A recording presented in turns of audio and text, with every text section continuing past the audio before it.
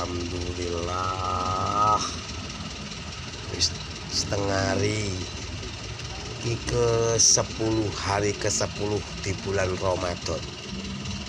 Muga judul nganti nang empuk sore nang maghrib poso sing ke-10. Muga gak ono halangan nganti tutup saulan muput bisa nglakoni poso. Nek saiki hari ke-10 lur. Riyane wis kurang 20 dina. 20 dina. 20 dina. Persiapane jajane ya apa sing ater-ater wis siap ta urung. Nek sing melu arisan lur. Ya ndang dicukuk, ndang digawe ater-ater lho.